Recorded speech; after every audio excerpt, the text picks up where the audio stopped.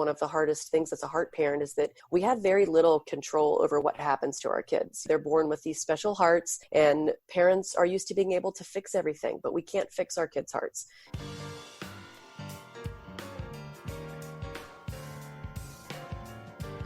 Welcome to Heart with Anna. I am Anna Jaworski and the host of your program. Today's show is Coronavirus and MISC, and our guest is Lori Irvin, RN.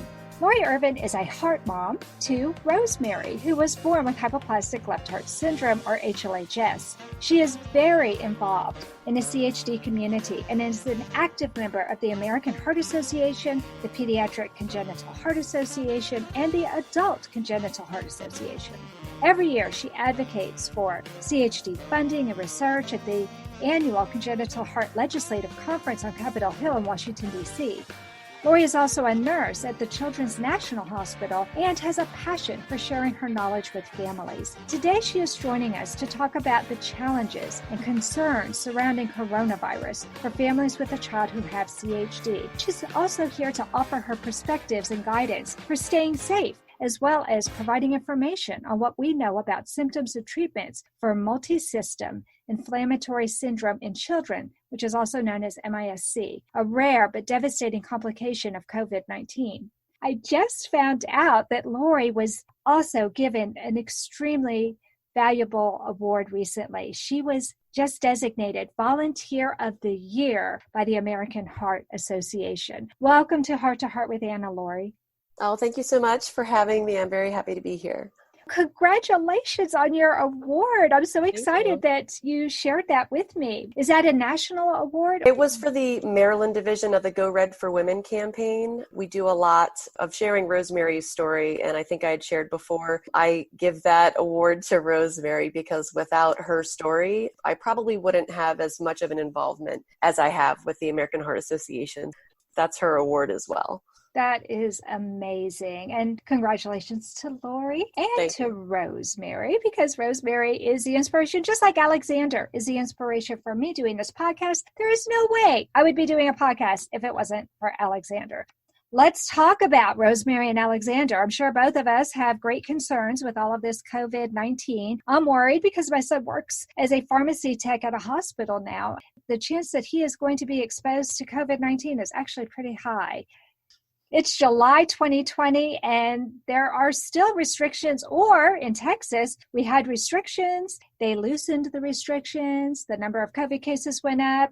We have more restrictions again. We're seeing this all over the United States. There are different responses worldwide to this virus. Some countries are still on lockdown. Some countries are totally open. Lori, why should we be concerned about COVID-19? Last night, I was listening to Dr. Fauci's discussion on the Georgetown Institute of Politics and Public Service, and he mentioned that we have a lot of states in the U.S. that were ravaged a few months ago and are now doing quite well. New York, for one. Nationally, the numbers are climbing again, particularly in California, Florida, Arizona, and Texas, as you had mentioned. It's true that we're doing more testing, but I think that people should understand that a big part of our track to recovery is containing this by following the guidelines set forth by the CDC and our state and local authorities. I think that we might be flexing in and out of isolation until our numbers are steadily and consistently decreasing. At least that's what I would like to see. And higher numbers don't necessarily scare me. It's the increase in hospitalizations and deaths that are more concerning. Oh, absolutely. Absolutely. One of my neighbors is in the hospital right now, and he's on a ventilator. He's in his 60s. I'm really worried for my friend. And yet, just several months ago, a 93-year-old neighbor got COVID, never ended up in the hospital. And since then, she's had 2 negative tests. It's so weird how it can affect different people of different ages in different ways. It really is. It's one of the things that's so hard about kind of pegging symptoms or a certain age group to this, because it's affecting people much differently. It's not just the same across the board. I will say COVID, I think, is deadlier than the flu. If you look at the most recent reportable CDC numbers that were reported in 2017, 2018 for the flu season, flu deaths reached 61,000 in the U.S. Right. As of yesterday afternoon, there have been 135,235 deaths from COVID in the U.S. and globally close to 600,000. I have a problem with that, Lori. I have a Okay. problem with that number. I think there are a lot of people who are being classified for their deaths being a COVID death, even if they didn't die from COVID. I agree. Do you worry about that? I do. I just think there's a little too much of it that's politicized. I don't agree. know. I can't classify it. I am not an epidemiologist or an immunologist.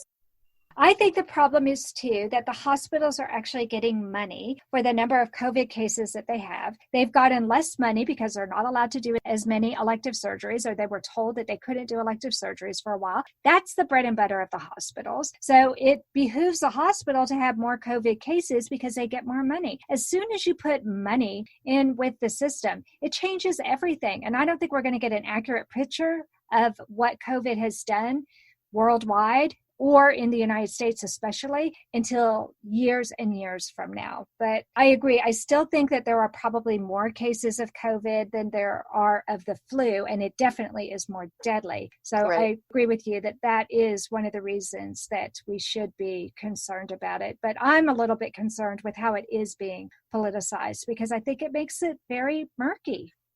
It does. It really muddies up the waters, because I just want to help people get better. I don't want anyone to get sick. I don't want this to be a political issue, because that's also contributing to a really unhealthy mindset amongst the population. Because nobody knows how to feel about this. And all we want to do is take care of each other. And I think that's probably one of the most upsetting things, is that as a nurse, I want to heal people. I want people to get better. I want people to stay safe. I don't want anyone to get sick. I don't want to believe that it has anything to do with money, and it may, but that's not for me to say, and that's not my expertise. My expertise is to take care of people, but it does concern me that funding becomes involved with numbers. I don't want that to be the case, and I can't even speak to that.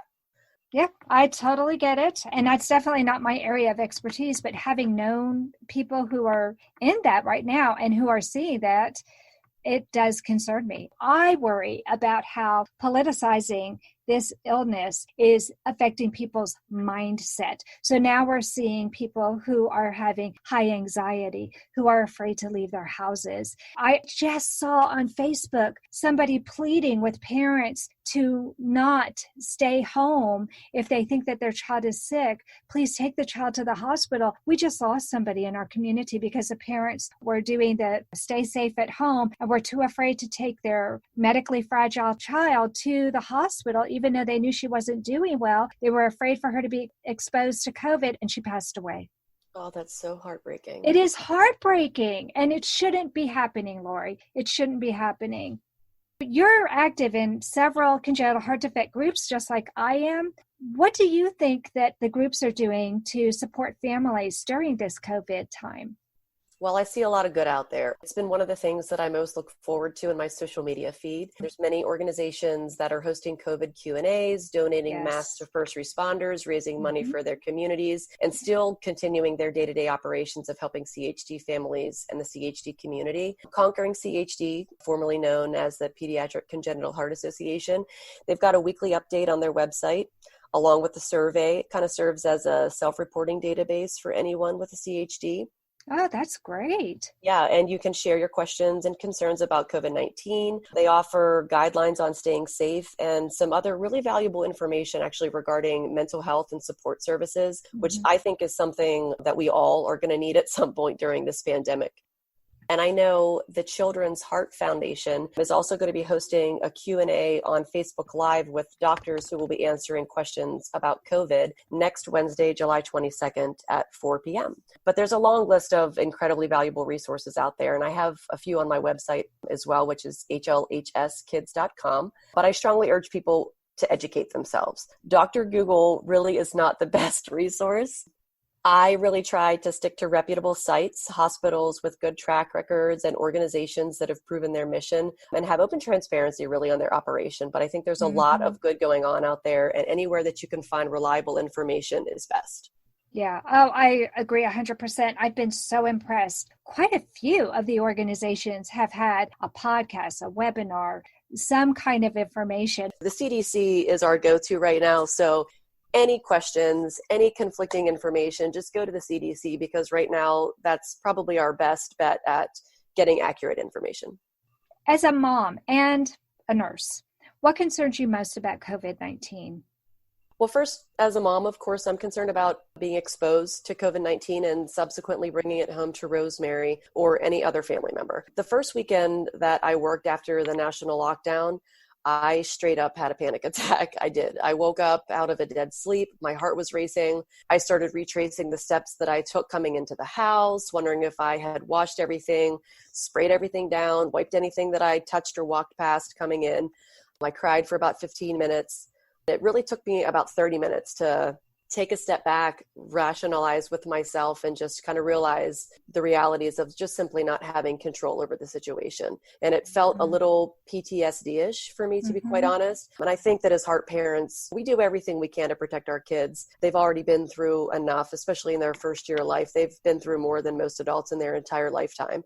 Getting sick doesn't mean just coming to the hospital for 2 to 3 days. Sometimes it means months at a time. And that causes us to experience some very real feelings that are similar to PTSD, which the Cleveland Clinic actually put out an article called Post-Intensive Care Syndrome, which happens to patients and families after staying in an ICU setting. And it's very real.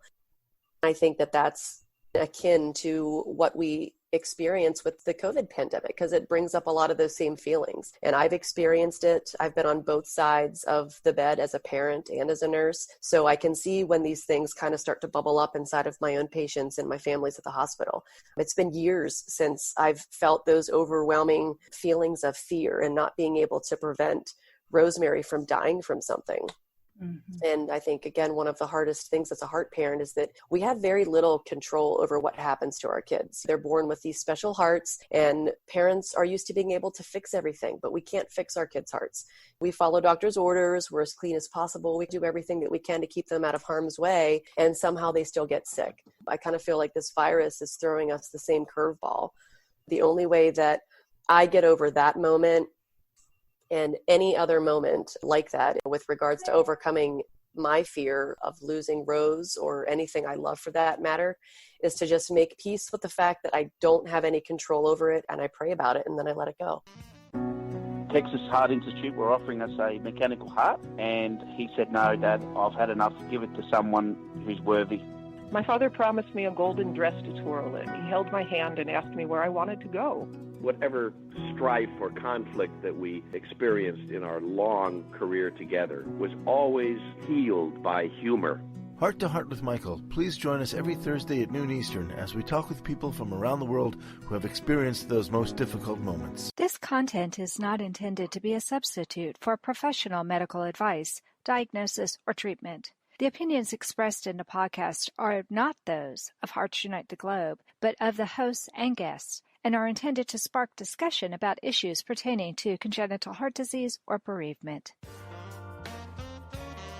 You are listening to Heart with Anna.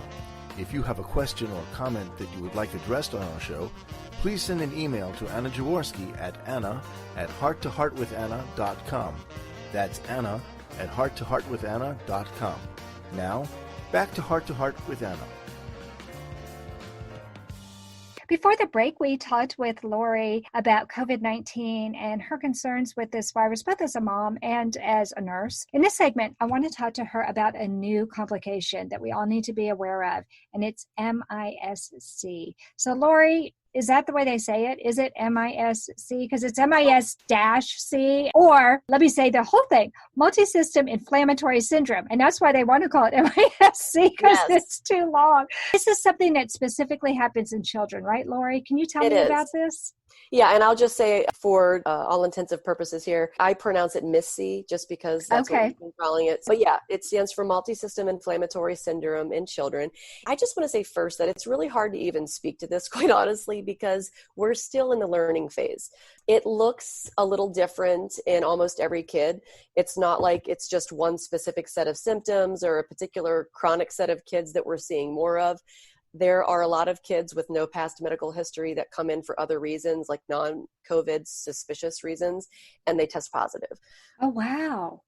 Yeah. So you can test positive for COVID and positive for Miss C? It's two different problems? I saw an article about it, and it looked like kids who get COVID-19, whether they're symptomatic or not, can all of a sudden get this Miss C, and that's what ends up taking them to the hospital. Is that so? I read that right? So yes, I'm just going to clarify some of that as I go through this, but I do want to just take a look at what the symptoms look like, because Miss C is a condition in which different body parts become inflamed. The heart, the lungs, kidneys, brain, the gastrointestinal tract, the skin, or the eyes. It can be any one of those or a combination. Wow. Yes. Some of the symptoms include fever, abdominal pain, vomiting, diarrhea, neck pain, rash, bloodshot eyes, and feeling extra tired. So if your child is experiencing any of those, I definitely recommend call your pediatrician right away. But this is hard, Lori, because one of the things that you just said is feeling really tired. It's summertime. In Texas, it's 102 today. If the kids are outside running around at all, they might feel really tired. And so that in and of itself, as a parent, I wouldn't know if that's because of the heat or if that is something that I need to be more concerned about. I always say to people, you really have to pay attention to your baseline. You have to know what your kid's baseline is. Like on a typical day to day, what do they look like? Okay. And you have to understand that and pay attention to that. Yes, kids are going to get tired when they're outside running around, but if you hydrate them and you bring them in, you give them some Gatorade or whatever their favorite drinks are to get them rehydrated, water's best. You have to watch their recovery. Are they rebounding within a few hours, or is it taking more than a 24-hour period of time? Is this going on for more than a day, 2 days? Whenever that happens, call your pediatrician and they're going to ask you those questions. If you have a concern, especially in this day and age, look at the clock, write down the date and the time. What's happening? Ah, very good.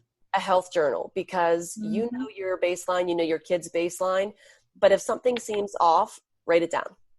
That's a great idea. I used to do that all the time. I'm a numbers girl. I used to teach math. Too. I'm also a record keeper, and I would do exactly that. I used to have a journal, and I would write down the date and the time and anything that I felt was important to know, so that if I continue to see the problem, I could say, well, on this day, at this time I saw it, and then 2 hours later I saw it. And then you give your doctor so much more information when you have that timestamp and you have that date listed. Exactly. It really helps them put the pieces of the puzzle together when they're trying to figure out what's going on. Because in a week's worth of time, if you are outside 2 or 3 of those days and it's 100 degrees, of course you're going to feel yucky on those days. But how long does it take you to recover? And is that your normal recovery period? Does it look the same as it does when you go out on a hot day?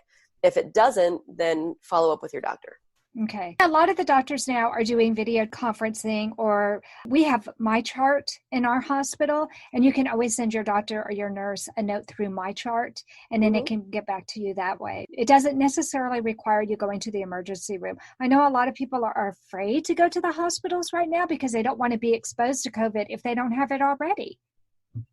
I agree, but honestly, I feel safer at the hospital than I do at the grocery store. I know that sounds ridiculous, but our numbers have been pretty low. It doesn't mean that the virus isn't out there and that people aren't going to be getting exposed. But I think, again, we need to be using our common sense and be smart and following these guidelines. It's really as simple as wearing a mask, washing your hands, don't touch your face, stay socially distant. It's really that simple. People will argue, of course, you can get it.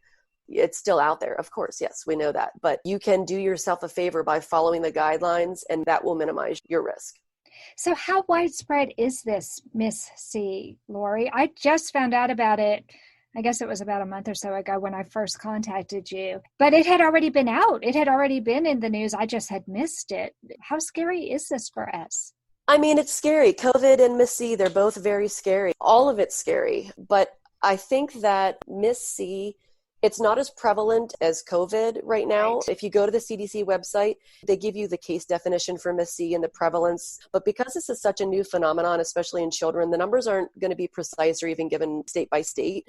I would expect to see some more data in the coming months, hopefully before the next spike emerges in adults. But I think that until we have more specific answers from research as to why certain people are getting sick or die when others don't, then we should be taking this very seriously.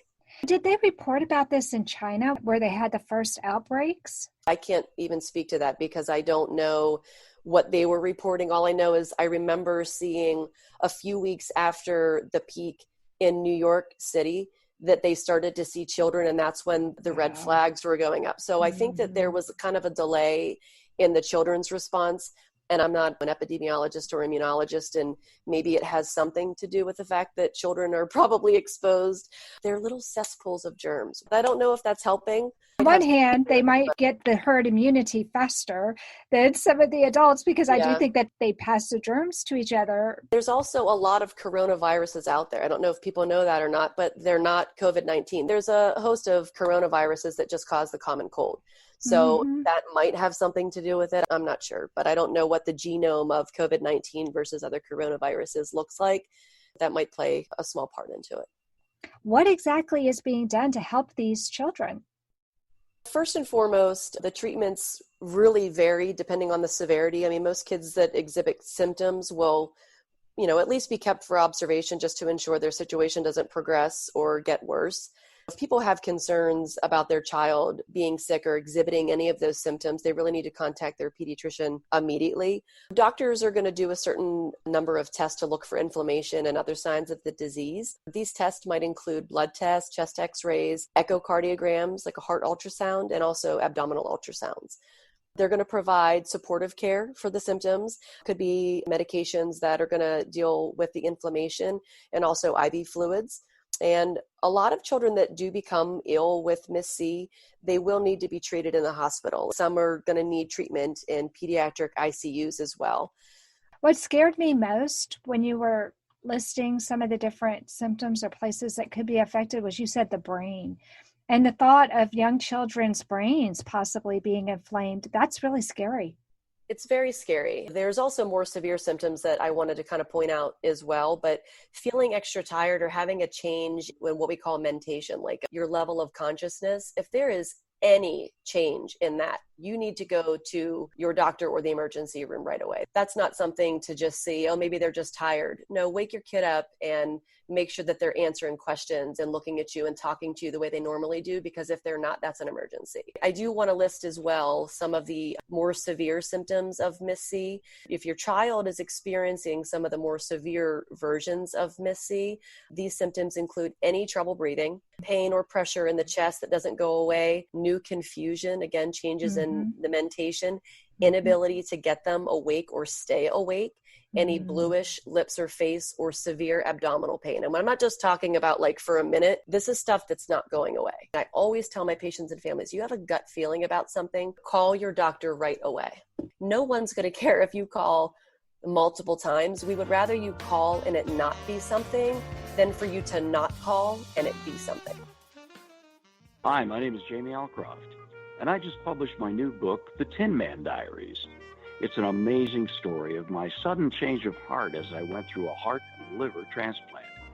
I can think of no better way to read The Ten Man Diaries than to cuddle up in your favorite Hearts Unite the Globe sweatshirt and your favorite hot beverage, of course, in your Hearts Unite the Globe mug, both of which are available at the Hug Podcast Network online store, or visit heartsunitetheglobe.org.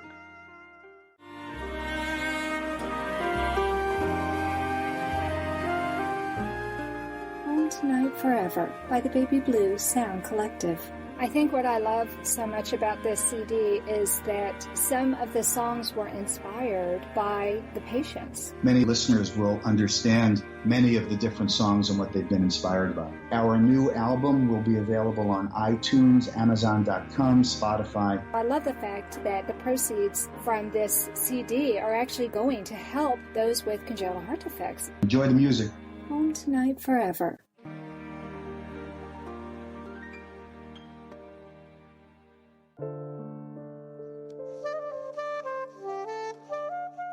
Heart to Heart with Anna is a presentation of Hearts Unite the Globe and is part of the Hug Podcast Network.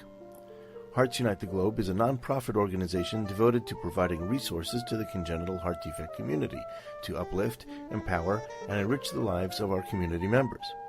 If you would like access to free resources pertaining to the CHD community, please visit our website at www.congenitalheartdefects.com for information about CHD, the hospitals that treat children with CHD, summer camps for CHD survivors, and much, much more. Let's start by talking about how we can allow our children to interact with family and friends and resume some normal activities in this COVID-19 world. I would say outdoor activities first. Open air and space is best. Take a temperature or two maybe before you interact with relatives and close friends, especially if you know there's anybody that falls into that increased risk category, like pregnant people. Only socialize safely with people that you know are abiding by the CDC guidelines and kind of isolating the same way that you and your family have been. I know that I have enjoyed some of my own socially distant family parties, and we're actually doing BYOE parties. Bring your own everything. Drinks, food, chairs, and happiness.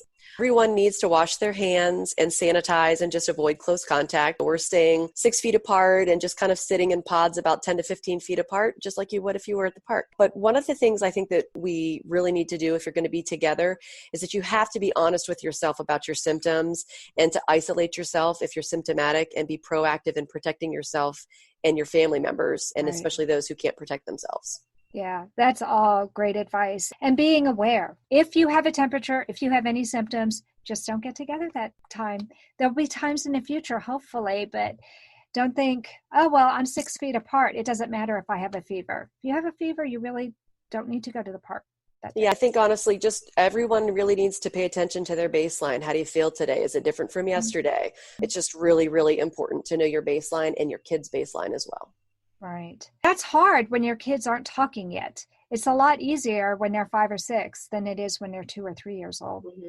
It is. But that's why paying attention to their level of consciousness, like you were saying, and their disposition, because a lot of times in the toddlers, when I would notice that something was wrong was when my children just acted cranky, and my kids weren't normally cranky kids. Yeah.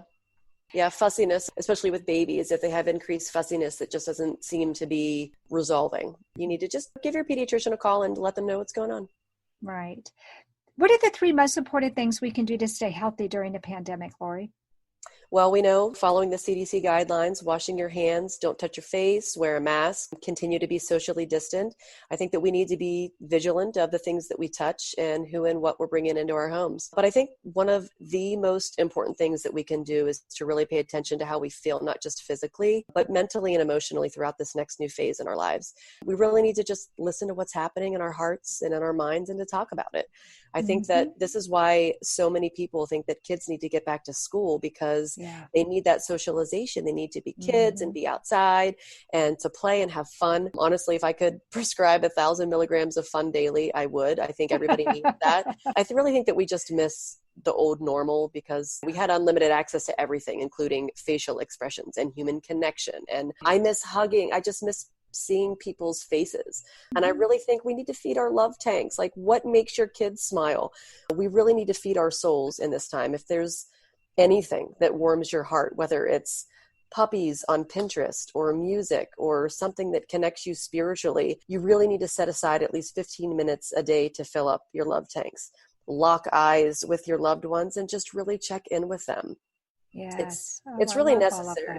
It is necessary. It is necessary. Your mental state of being is just as important as your physical state of being. If you're anxious, if you're nervous, if you're upset, that compromises your immune system. So happiness is important. It really is. And I also think we really need to remember that this is not forever. This too shall pass. And I think that we need to remind our kids that we're going to get through this, but we have to work with each other and watch out for each other and take care of each other, be considerate, compassionate, and just really stay vigilant.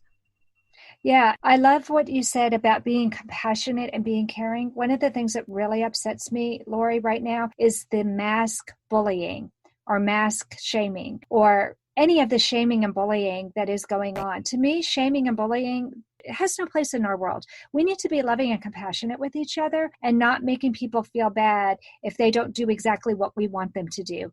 Now, if you have somebody who won't wear a mask and who won't wash their hands and you know about it, then you stay away from that person. You can suggest it to them, but shaming people and bullying people is not a good practice, in my opinion. Agreed. Yeah. Lori, what should parents do if they do have any concerns that their child might have COVID or miss C? Call your doctor right away. Just start keeping track of all of the signs of illness. Isolate yourselves as best you can.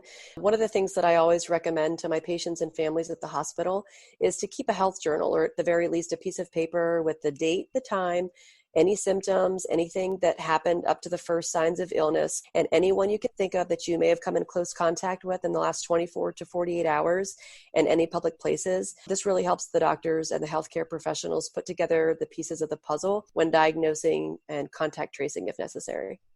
I love that. That is so valuable. That was a lot of information. I know a lot of my listeners are listening to the podcast while they're on their exercise bikes or while they're out taking a walk. So I don't want you to worry that you might miss what Lori said. There will be a transcript of this show, and you can find the transcript on our Buzzsprout website. So just put in Buzzsprout Heart to Heart with Anna in Google, and it'll take you right to my page. When you get to that page, you can pick which podcast you want to listen to. Then when you click on that button for that podcast, it'll show you the show notes, and then there's a tab for the transcript. So if you want a transcript of what Lori just said so you don't miss something, it'll be right there in writing for you. I don't want people to worry about, oh no, what was it that Lori said? Because what you just said is really important to keep in a medical journal, but not everybody may be aware of that.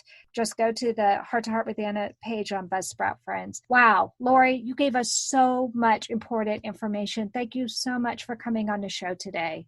It was my pleasure. I really had a great time speaking with you. I had a great time talking to you too, and I hope you'll come back in the future. Sure, absolutely. I'd be happy to come back. That does conclude this episode of Heart to Heart with Anna. Thanks for listening today. If you enjoyed listening to this podcast, please follow us on Good Pods. It's a new app that allows you to listen to your favorite podcasts, and it allows your friends to see what you're listening to and vice versa. This is a great way to share Heart to Heart with Anna with others without even having to say a word. Just subscribe to Heart to Heart with Anna and share the love. Remember, my friends, you are not alone. Thank you again for joining us this week. We hope you have been inspired and empowered to become an advocate for the congenital heart defect community. Heart to Heart with Anna, with your host Anna Jaworski, can be heard every Tuesday at 12 noon Eastern Time.